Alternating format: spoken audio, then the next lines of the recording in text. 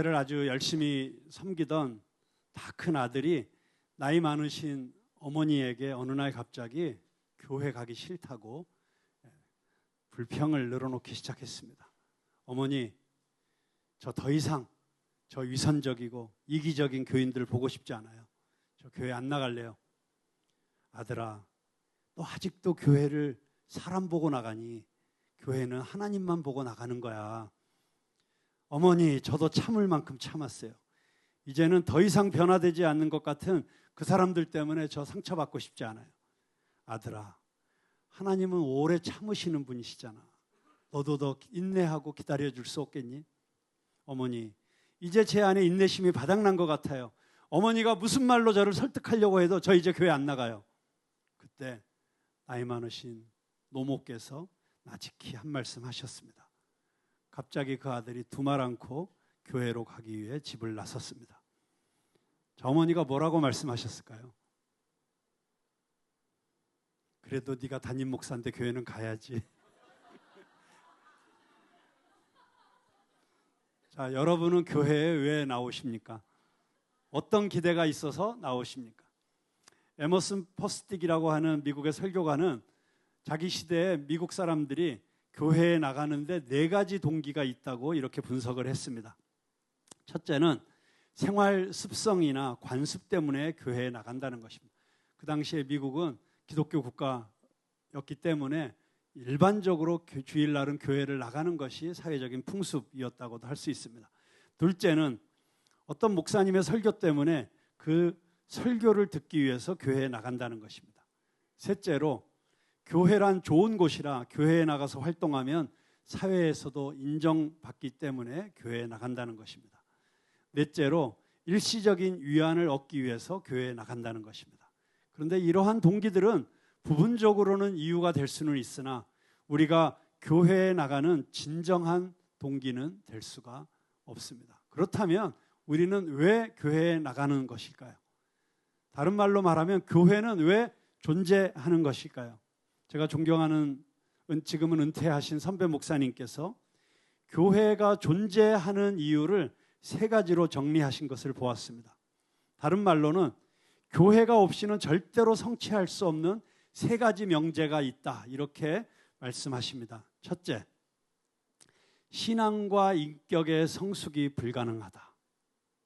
혼자서 신앙생활 어쩌면 할 수도 있겠으나 그러나 혼자서 신앙생활해서는 절대로 신앙적인 인격의 성숙은 불가능하다는 것입니다. 오히려 힘들고 어려운 갈등과 여러 가지 문제들을 거치면서 그리스도인으로서의 인격이 성숙될 수 있다고 하는 것입니다. 둘째로 교회가 없으면 성도들의 지속적인 신앙이 유지될 수 없다. 제가 설명하지 않아도 다 납득하실 수 있을 것입니다. 펄펄 끓고 있는, 활활 타오르고 있는 장작더미에서 장작 하나를 꺼내서 옆에 꺼내놓으면 얼마 지나지 않아서 불이 꺼질 수밖에 없는 것과 같은 이치라고 할 수 있을 것입니다. 세 번째로, 어쩌면 가장 중요한 일인데 하나님의 일을 효과적으로 추진할 수 없다. 예수님께서 우리들에게 맡겨주신 과제는 결코 아무리 뛰어난 개인이라도 홀로 성취할 수 없는 것입니다. 능력으로나 성품으로나 완벽하지 못하고 부족함이 있다고 할지라도 서로 보완하면서 함께 할 때 상상할 수 없는 기적이 일어나는, 그 기적과 같은 역사가 일어나는 것이 교회다. 그렇기 때문에 교회가 없이는 하나님의 일이 효과적으로 진행될 수 없다. 사도행전의 역사가 이 사실을 잘 보여주고 있습니다. 사도행전 1장은 예수님께서 하늘로 올라가신 이후에 이제 어찌할 바를 몰라서 힘들어하던 성도들이, 제자들이 함께 모여서 기도하는 것으로부터 사도행전의 역사가 시작됩니다. 저들은 함께 모여서 기도했습니다. 2장에 보니까 그 함께 모여서 기도하는 사람들에게 성령이 임했습니다. 저들은 성령 충만을 받을 때 혼자 받은 것이 아니고 함께 받았습니다. 공동체로서. 그리고 그들이 동일하신 성령으로 충만했기 때문에 저들의 마음이 하나가 되고, 하나가 된 사람들이 서로 내 것을 내 것이라고 하지 않고 서로 모든 것을 내어놓고 유무상통하는 인류 역사상 불가능한 기적과 같은 공동체가 만들어지기 시작했던 것입니다. 그리고 그 공동체에 핍박이 임하고 고난이 닥치고 그래서 많은 시련이 있었지만 그 교회는 그 어떤 시련에도 불구하고 심지어 순교를 당하면서도 복음을 힘차게 전하고 퍼져 나가게 되었습니다. 예루살렘에 박해가 임했을 때 그 박해는 교회를 소멸시킨 것이 아니고 오히려 그 박해로 인해서 흩어져 나간 성도들 때문에 사마리아의 교회가 생기고 다메섹의 교회가 생기고 안디옥의 교회가 생기는 역사들을 우리는 사도행전을 통해서 계속 보고 있습니다. 오늘 우리가 읽은 14장 1절부터 7절에서 그렇게 하나 되게 하시고 공동체를 만들어 주시고 원팀을 만들어 주신 그 하나님의 목적이 무엇인지를 발견하게 됩니다.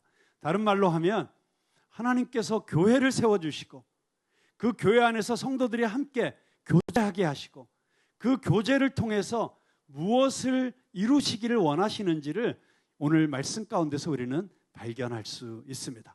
저는 오늘 이 말씀을 함께 살펴보면서 우리 푸른나무교회 모든 성도들 안에 지금 이 시대에 하나님이 원하시는 진정한 그리스도인의 교제가 일어나게 되기를 주님의 이름으로 축복합니다. 우리가 지금까지 교회 안에서 함께 서로 사귀고 함께 시간을 보내고 대화를 나누고 같이 먹고 같이 교제하던 그 교제가 정말 성경적인 교제, 진정한 교제, 하나님의 역사를 이루어 드리는 그런 교제로 발전해 나가는 전환점이 될 수 있기를 간절히 축원합니다. 자, 오늘 본문 1절부터 3절까지 말씀을 다시 한번 같이 한 목소리로 읽어보겠습니다. 시작. 이에 이고니온에서 두 사도가 함께 유대인의 회당에 들어가 말하니 유대와 헬라의 허다한 무리가 믿더라.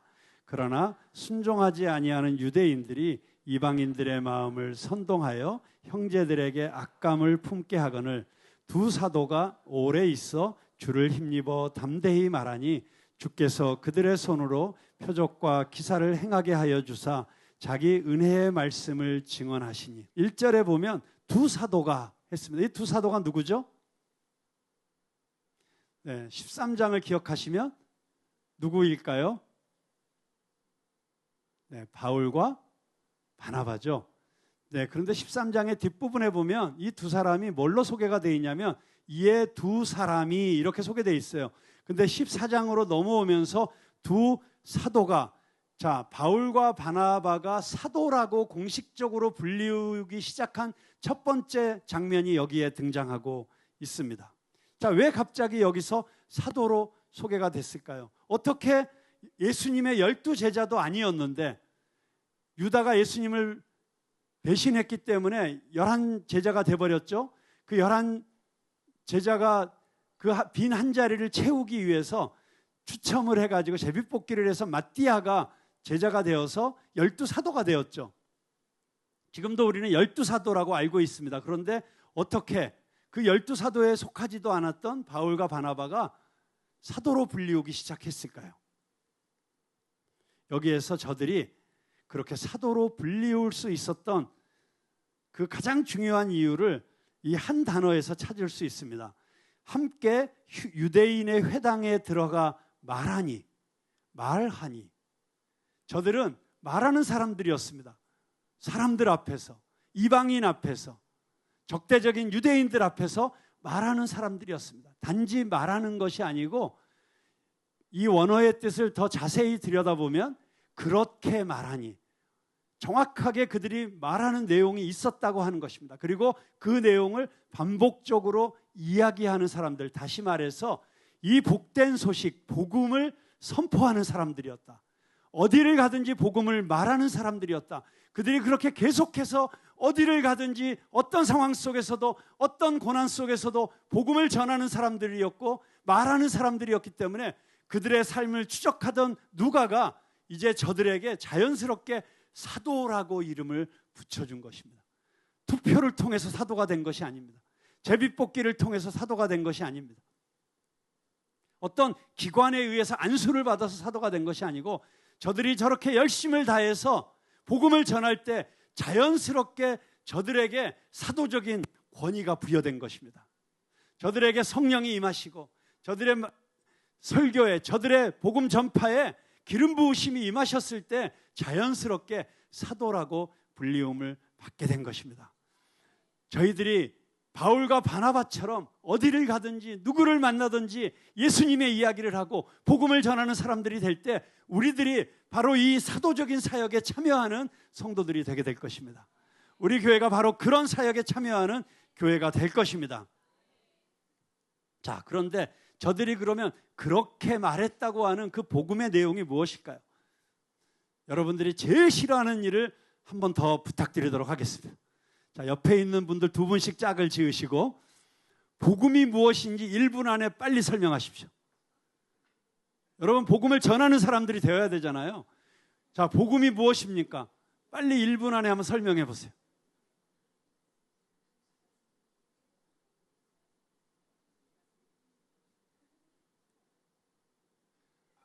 네, 열심을 다해서 최선을 다해서 1분 안에 복음을 설명하려고 하신 여러분들을 축복합니다. 자, 복음의 핵심은 예수 그리스도이십니다. 그런데 그 예수님을 그리스도, 메시아로 소개하기 위해서 이 바울과 바나바가 성경을 자유자재로 인용하는 것을 보게 됩니다. 여러분, 우리가 복음하면 복음은 예수 믿으면 구원받습니다. 불신지옥, 예수천당, 물론 이렇게 엑기스로 얘기할 수도 있겠으나 그러나 그것만으로 복음이 증거되지 않습니다. 우리가 복음을 어디에서나 누구에게나 전하기 위해서는 우리는 성경 전체를 알아야 됩니다. 왜냐하면 성경 전체가 복음이기 때문입니다. 많은 교인들이 복음이 무엇입니까? 이렇게 물으면 갑자기 툭 아는 것 같은데, 틀림없이 아는데 얘기하기가 무척 어려웠다는 걸 느끼게 됩니다. 왜냐하면 복음은 단순하기도 하지만 너무나도 광대한 것이기 때문입니다.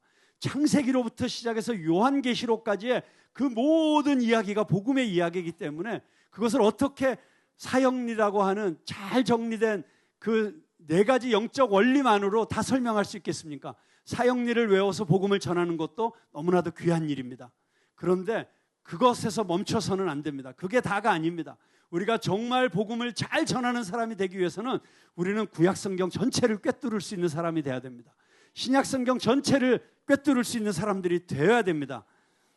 그래서 정말 천지를 창조하신 그 하나님이 인간이 타락한 이후에 어떤 계획을 세우셨고, 그래서 아브라함을 왜 부르셨고, 그 아브라함을 통해서 이스라엘 민족을 왜 만드셨고, 그 이 이스라엘 민족을 통해서 하나님은 하나님의 백성이 어떤 민족이 되기를 원하셨고, 어떤 사람들이 되기를 원하셨고, 그 이스라엘 백성들이 그 하나님의 뜻을 이루어내지 못했을 때 다시 한번 하나님께서 어떻게 예수 그리스도를 이 땅에 보내셨고, 그리고 교회를 세우셨고, 그리고 사도들을 통해서 복음을 증거하셨고, 땅끝까지 이르러 이 복음이 전파되게 하셨고, 이 모든 이야기 가운데 있는 하나님의 사랑, 하나님의 선하심, 그리고 예수 그리스도의 십자가의 능력, 부활의 능력, 이 부활의 역사성, 이런 것들을 우리가 다 알고 있어야지 복음을 제대로 전할 수 있게 된다고 하는 것입니다. 요즘 새벽 기도회 때 잠언을 공부하고 있습니다. 여러분, 잠언이 복음입니까? 아닙니까? 잠언은 그냥 우리를 똑똑하게 해주는 이야기입니까? 그게 아닙니다. 잠언도 복음입니다.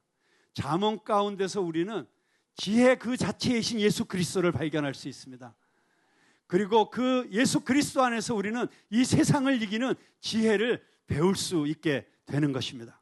그렇기 때문에 사랑하는 여러분, 우리는 성경 공부를 해야 됩니다. 성경을 마음에 새겨야 됩니다. 성경을 암송해야 됩니다. 거기서 그쳐서는 안 됩니다. 우리는 그 말씀을 살아내는 사람들이 되어야 됩니다. 그렇게 될 때 우리도 어느 곳에서나 바울과 바나바처럼 자유자재로 복음을 전하는 사람들이 되게 될 것입니다. 그리고 그 말씀이 어떻게 전달이 되어집니까? 예를 들어 보겠습니다. 우리가 아침에 잠언의 말씀을 배웠습니다. 그 말씀을 붙잡고 기도합니다. 그리고 그 말씀대로 살 것을 결단합니다. 그랬더니 오늘 하루 사는 동안에 그 말씀이 내 마음 가운데 역사하는 것을 느끼게 됩니다. 그리고 너무 신기하게도 내가 아침에 말씀으로 묵상하고 기도했는데, 그래서 내가 이렇게 살아야지 적용했는데 그것이 구체적으로 삶 가운데 적용될 수 있는 사건을 만나게 되고 사람을 만나게 됩니다. 그래서 바로 이거였구나 하는 걸 깨닫게 됩니다. 얼마나 신기한지 모르겠습니다. 그러면 그걸 가지고 그 다음 사람을 만났을 때 글쎄 내가 오늘 아침에 잠언에 이런 말씀을 읽었는데 그 말씀을 적용했더니 신기하게도 관계가 해결되었어. 내가 이런 문제로 답답했었는데 너무 시원하게 풀렸어. 이러면서 간증을 하는, 여러분 이게 전도인 거예요. 그러니까 이 살아있는 전도가 되려면 말씀 공부가 없이는 전도가 될 수가 없습니다. 기도가 없이는 전도가 될 수가 없습니다. 그리고 그 말씀이 기도를 통해서 내 것이 되고 내 것이 된 그 말씀이 내 삶 가운데 구체적으로 역사하는 것들을 경험할 때 그때 비로소 능력 있는 전도자가 된다는 것입니다. 저는 우리 푸른나무교회 모든 성도들이 바로 말씀을 살아내는, 그래서 복음이 누구에게 전달받은 복음이 아니라 어떤 포뮬라를 외워서 그대로 1, 2, 3, 4 전달하는 복음이 아니라 내가 살아낸 복음을 전달할 수 있는 여러분이 다 될 수 있기를 주님의 이름으로 축복합니다. 여러분 요즘 얼마나 힘든 사람이 많습니까? 정말 요즘 만나보면은 고생 안 하는 사람이 없는 것 같고 힘들지 않는 사람이 없는 것 같고 억울하지 않은 사람이 없는 것 같고 무거운 짐을 지고 있지 않은 사람이 없는 것 같습니다.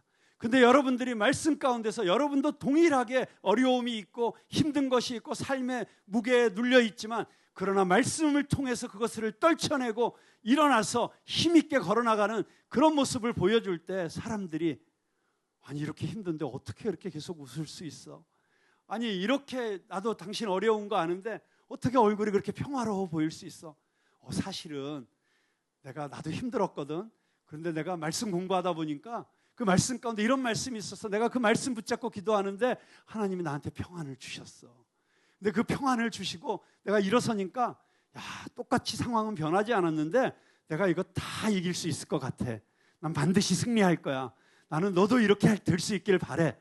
이렇게 이야기해 줄 때 얼마나 많은 사람들이 여러분들을 통해서 예수님을 바라볼 수 있게 되고 나도 믿고 싶다. 나도 신앙이 이런 것이라면 나도 신앙생활 하고 싶다. 이런 마음을 가질 수 있게 될 것입니다. 그래서 여러분 정말 여러분들이 그렇게 복음을 전하는 사람들이 될 때 바로 여러분들이 이 사도적 사역에 참여하게 되는 줄로 믿으시기 바랍니다. 자, 그런데 그런 말씀과 기도와 묵상과 전도를 훈련받을 수 있는 곳이 어디입니까? 바로 이 교회 공동체라고 하는 것입니다. 여러분들이 이 교회 안에서 교제할 때 바로 그런 사람들로 훈련되어서 함께 복음을 증거할 수 있는 사람이 되는 것입니다. 오늘 바울과 바나바도 함께 유대인의 회당에 가서 복음을 전했다. 예수님께서도 제자들을 전도하러 보내실 때 꼭 2명씩 짝을 지어서 보내셨습니다. 왜 그러셨을까요? 혼자서는 넘어지기 쉽습니다. 혼자서는 포기하기 쉽습니다. 그런데 우리가 함께 할 때 여러분 그래서 이 교회 안에서 여러분들에게서 가장 큰 축복은 무엇입니까? 여러분들이 이 십자가의 길, 순례의 길, 철로 역정의 길을 걸어갈 때 지치지 않도록 포기하지 않도록 힘을 줄 수 있는 그런 믿음의 동지를 발견하는 것입니다. 저는 여러분들이 푸른나무 교회 안에서 죽을 때까지 하나님 나라 갈 때까지 흔들리지 않는 우정으로 다윗과 요나단 같은 우정으로 바울과 바나바와 같은 우정으로 그런 동지애로 맺어진 그런 믿음의 동지들을 발견할 수 있게 되기를 주님의 이름으로 축복합니다. 자, 이렇게 하나 되게 하시고 함께 복음을 전하는 이 성도의 교제가 갖는 또 다른 축복이 있습니다. 그것은 무엇이냐면 이렇게 교제하는 교제가 있을 때 성도의 교제가 살아있을 때 우리는 함께 고난을 극복할 수 있게 됩니다. 자, 2절을 보겠습니다. 2절 함께 같이 읽어보겠습니다. 시작. 네, 여기 보면 그리스도를 반대하는 인간들이 있는 것을 보게 됩니다. 이 복음을 전하는 이 바울과 바나바를 어게인스트해서 어렵게 하는 사람들이 있는데 놀랍게도 그들은 누구냐면 유대인들이에요. 같은 동족들이에요.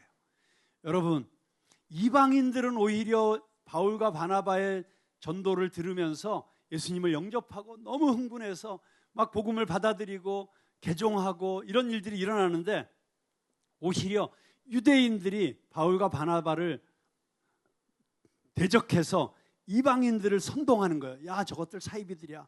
저거 듣지 마. 저거 정통파 아니야. 야, 우리 조상들이 믿는 그 하나님 아니야. 라고 하면서 바울과 바나바를 대적하도록 그렇게 선동하고 악감을 품게 만들고 있다는 것입니다.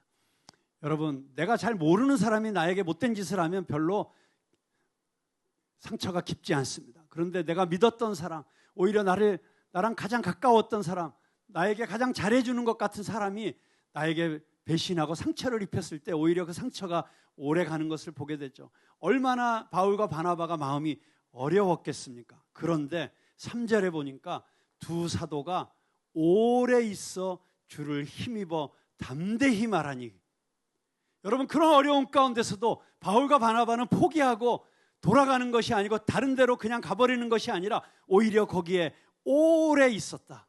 그리고 담대히 주를 힘입어서 담대히 말했다. 어떻게 그렇게 할 수 있었을까요?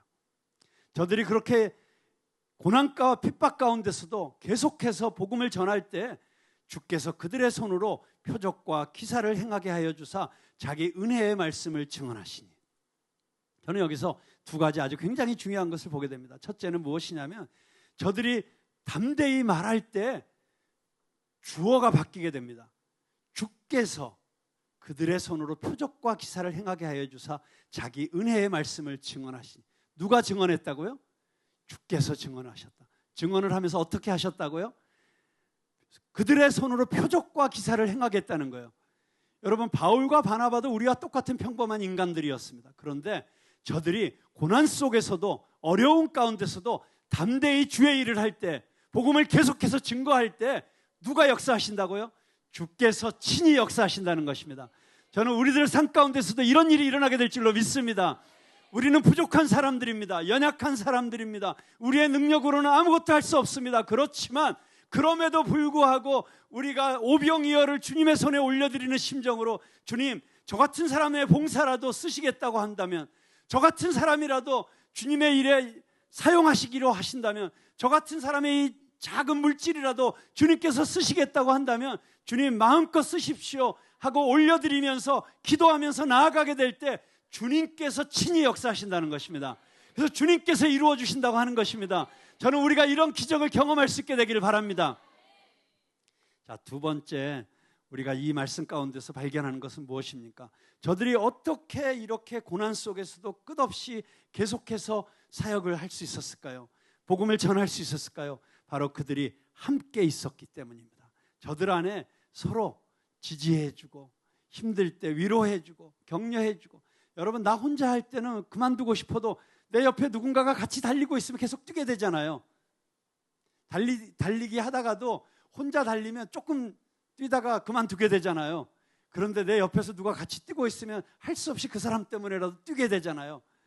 그런 것처럼 우리도 정말 이 믿음의 경주를 할 때 누군가가 내 옆에 함께 뛰고 있기 때문에, 내 앞에서 선배들이 뛰고 있고 내 뒤에서 후배들이 다 따라오고 있기 때문에 내가 여기서 멈출 수 없다. 그리고 그렇게 계속 달리게 되는, 바로 그것이 교제의 힘이고 능력이라고 하는 것입니다. 우리가 교회 안에서 바로 그런 믿음의 공동체가 되어질 때 우리는 어떤 어려운 과제도 능히 이겨낼 수 있을 줄로 믿습니다. 결론적으로 말하면 그들이 오래 있었다. 그 많은 고난에도 불구하고 그 도시에 오래 머물러 있으며 담대히 복음을 전할 수 있었다. 그것은 바로 초대교회 성도들이 그 극심한 핍박과 고난 속에서도 마침내 순교할 때까지 그 믿음을 지킬 수 있었던 교제의 능력, 그리스도의 성도의 교제의 비밀이 있었다고 하는 것입니다. 구약성경의 지혜자는 전도서 4장 9절 이하에서 이렇게 함께하는 힘의 위대한 능력을 증언하고 있습니다. 전도서 4장 9절부터 12절. 여러분, 이 너무나도 중요한 말씀을 우리가 함께 한 목소리로 읽어보겠습니다. 시작. 두 사람이 한 사람보다 나음은 그들이 수고함으로 좋은 상을 얻을 것임이라. 혹시 그들이 넘어지면 하나가 그 동물을 붙들어 일으키려니와 홀로 있어 넘어지고 붙들어 일으킬 자가 없는 자에게는 화가 있으리라. 또 두 사람이 함께 누우면 따뜻하거니와 한 사람이면 어찌 따뜻하랴. 한 사람이면 패하겠거니와 두 사람이면 맞설 수 있나니 세 겹줄은 쉽게 끊어지지 아니하느니라. 아멘. 여러분, 얼마나 진리입니까? 오늘날 교회 생활의 가장 큰 비극은 믿음 안에서 인격적인 교제를 나누는 이 진정한 그리스도인의 교제를 찾기가 힘들어졌다고 하는 것입니다. 오늘날 교회를 다니는 무교회주의자들이 얼마나 많이 있습니까? 여기서 교회를 다니는 무교회주의자들이라고 하는 것은 하나님은 믿지만, 그래서 가서 예배는 드리지만 성도의 교제는 외면하고 있는 그런 신앙생활의 모습을 말하고 있는 것입니다. 참된 성도의 교제가 있을 때 우리는 진정한 의미에서 그리스도인의 형제애를 느낄 수 있고 인격적인 관계를 형성해 나갈 수가 있습니다. 이 관계가 형성되어야 우리는 비로소 삶의 의미를 느낄 수 있고 나의 존재의 이유를 깨닫기 시작합니다. 그 존재의 이유를 알 때 비로소 어떤 어려움도 이길 수 있는 것입니다. 함께 삶을 나눌 친구가 있을 때, 그리고 나를 이해할 수 있는 진정한 친구가 있을 때 우리는 고난이라는 것을 단순히 어려움으로 받아들이는 것이 아니라 도전해 볼 만한 삶의 과제로 수용할 수 있게 됩니다.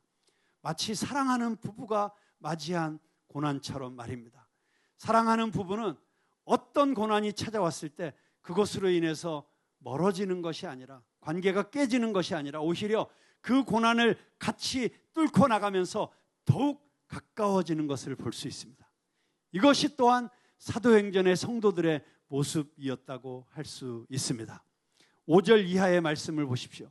그들이 말할 수 없는 고난을 경험하기 시작합니다. 5절부터 7절까지 보니까 이방인과 유대인과 그 관리들이 두 사도를 모욕하여 돌로 치려고 달려드니 그들이 알고 도망하여 루가오니아의 두 성 루스드라와 더베와 그 근방으로 가서 거기서 복음을 전하니라. 여러분, 모욕하고 돌로 쳐서 죽이려고 달려들고 있습니다. 그래서 할 수 없이 도망을 갑니다. 그런데 어려움이 있다고 바로 도망가지 않았던 거 우리가 잘 알고 있습니다. 3절에서 본 것처럼 그들은 견딜 수 있을 때까지 최선을 다해서 버티면서 복음을 전했습니다. 그러나 마침내 떠나야 될 시간이 되었을 때 그들은 옮기게 됩니다. 그러나 단순히 이 어려움을 피하기 위해서 옮겨간 것이 아니었습니다. 7절에 보니까 거기서 복음을 전하니라. 다른 마을로 가서도 복음을 전하고 있습니다. 보통 사람 같으면 내가 이 짓을 왜 하고 있나? 내가 이 고생 왜 해야 되나? 야, 이제 됐다, 때려치우자. 그런데 이들은 그렇게 하지 않았습니다. 그 고비를 넘기고 나서 오히려 더 주님을 위해서 복음을 전하다가 고난받는 것을 오히려 영광스럽게 생각하면서 복음을 전하는 것을 보게 됩니다. 여러분, 이것이 우리 그리스도인들의 삶이 되어야 될 줄로 믿습니다. 우리가 주의 일을 하다가 낙심하지 말고 때가 이르면 반드시 거두게 하실 것을 믿고, 그리고 사람들이 조롱하고 비웃더라도 때로는 이 일 때문에 내가 손해를 본다고 할지라도 끝까지 내가 이곳에서 복음을 전하겠다고 주님 앞에 약속한 그 일을 이루어 드리기 위해서 나아가게 될 때 비록 힘들어도 어려워도 주님께서 함께할 동지들을 주시고 서로 격려하면서 우리는 그 가운데서 사도 바울과 바나바처럼 그렇게 내가 주를 위해서 고난받는 것이 마땅한 자들로 알고 오히려 이 어려움을 통과해 나가면서 믿음의 근육이 단련되고 신앙의 인격이 튼튼해지고 모든 사람들이 따르고 우러를 만한 그런 믿음의 위대한 인물들이 되어가게 될 줄로 믿습니다. 우리의 신앙이 그렇게 성숙해 가게 될 줄로 믿습니다. 초대교회 그리스도인들, 그들은 고난 때문에 전도를 포기하는 쪽으로 결론 내리지 않았습니다. 그들은 전도의 새로운 장을 얻기 위하여 새로운 장소를 찾았을 따름입니다. 그들에게 변할 수 없는 것은 복음을 전하는 일입니다. 우리에게 절대로 변할 수 없는 것은 하나님께서 나를 불러주신 그 자리에서 복음을 전하는 것입니다. 하나님의 나라를 세우는 것입니다. 온갖 고난과 어려움을 극복하면서 계속해서 나갈 수 있었던 그들의 용기와 능력과 힘을 우리는 어떻게 설명할 수 있습니까? 괴테는 이런 이야기를 했습니다. 고난은 함께 나눌 사람만 있다면 받을 만한 가치가 있는 것이다. 그렇습니다. 우리가 하나 되고 하나님 안에서 하나가 되고 서로 진정한 그리스도의 사랑을 나누는 형제가 되고 자매가 된다면, 우리가 그렇게 그리스도 안에서 brothers and sisters 하나가 된다면 우리는 어떤 고난도 우리를 넘어뜨릴 수 없고 오히려 그 고난은 우리를 위대한 하나님의 제자들로 만들어주는 디딤돌이 되게 될 것입니다. 자, 우리는 이 교제가 우리에게 주는 세 번째 위대한 힘을 발견하게 됩니다. 그것은 무엇이냐면 이 교제로 인해서 우리는 함께 기뻐할 수 있게 된다고 하는 것입니다. 우리가 전장에서 보았던 사도행전 13장 45절에 보면 유대인들이 그 무리를 보고 시기가 가득하여 바울이 말한 것을 반박하고 비방하거늘 그리스도인들은 수많은 시기와 질투와 모함과 미움을 받았다는 것을 우리는 이 말씀 가운데 알 수 있습니다. 그러나 그럼에도 불구하고 그들에게는 기쁨이 있었습니다. 13장 52절에 보니까 제자들은 기쁨과 성령이 충만하니라. 아멘. 기쁨과 성령이 충만하니라. 이런 기쁨, 여러분, 이 기쁨의 비밀, 고난을 당해도 함께 위로하고 견뎌주고 격려해주는 진정한 교제가 있기 때문에 가능한 일이었다고 저는 믿습니다. 초대교회 교인들이 박해를 피해 살았던 카타콤의 동굴에 이런 글이 새겨져 있었다고 합니다. 사랑했던 당신들 때문에 나는 63세까지 살 수 있었어. 제가 63세입니다. 청년이죠. 요즘은 뭐 63세면 아직 아기는 아니고 그냥 청년이죠. 그런데 이 초대교회 당시만 해도 63세면 정말 굉장히 장수한 거였어요. 그 당시에 평균 연령이 50세를 넘지 못할 때였어요. 그런데 63세까지 그 지하 무덤, 동굴 속에서 살았다는 건 대단한 일 아닙니까? 그런데 사랑했던 당신들 때문에 그냥 보통 삶이 아니었어요. 호의호식하는 삶이 아니었어요. 그럼에도 불구하고 1세기의 그리스도인들이 그 많은 고난과 핍박과 조롱을 받으면서도 세상에서 누릴 수 있는 온갖 특권과 기쁨을 버리고 캄캄하고 어두운 동굴 속에서 살 수 있었던, 그리고 그곳에서 살면서도 하늘의 신령한 기쁨을 맛보면서 하나님을 찬미하고 그리고 세상에 나와서는 복음을 전할 수 있었던 그 능력의 비밀이 어디에 있었던 걸까요? 사랑했던 당신들 때문에. 우리 옆에 있는 분들에게 마지막으로 한번 이렇게 고백하시겠습니다. 사랑했던 당신 때문에. 여러분, 우리 푸른나무교회 성도들과의 교제를 통해서 얻은 그 순수한 기쁨 때문에 우리 생애의 어느 한순간 우리도 이 지하교회 성도처럼 이런 고백을 할 수 있을까요? 우리가 나눌 수 있었던 이 놀랍고도 아름다운 교제 때문에 내 삶은 살만한 가치가 있었고, 나는 그 많은 어두움과 슬픔의 길을 헤치고 여기까지 걸어올 수 있었습니다. 당신 때문에, 그리고 이 교회 때문에, 이 교회 안에서 나누었던 교제 때문에 여러분 이런 능동적이고 적극적이고 아름다운 교제를 맛보고 계십니까? 하나님께서 우리에게 혈연으로 이루어진 가정보다 더 아름다운 가족을 주셨습니다. 이것은 믿음의 가족입니다. 신앙의 가족입니다. 함께 교제하며 함께 돌아보며 함께 격려하며 인생의 피곤한 싸움에서 승리할 수 있도록 놀라운 신앙의 가족들을 주셨습니다. 집사님, 힘을 내셔야죠. 형제여 일어납시다. 자매여 실망하지 맙시다. 내가 옆에 형제 자매에게 던진 그 따뜻한 말 한마디와 서로 간의 교제 때문에 그들이 다시 삶을 살 수 있는 용기를 얻을 수 있다고 믿습니다. 당신이 그 교제를 제공하는 그 능동적인 이웃이 되어주시지 않겠습니까? 오 주님, 이 귀한 그리스도인의 교제 가운데 나를 두셔서 나로 하여금 삶의 고난을 극복하고 복음을 전하며 하나님의 뜻을 이루는 도구로 쓰임받는 삶을 살게 하여 주신 것을 감사드립니다. 주님을 찬양합니다. 여러분, 이런 기도를 우리가 주님 앞에 올려드릴 수 있는 저와 여러분이 될 수 있기를 주님의 이름으로 축복합니다.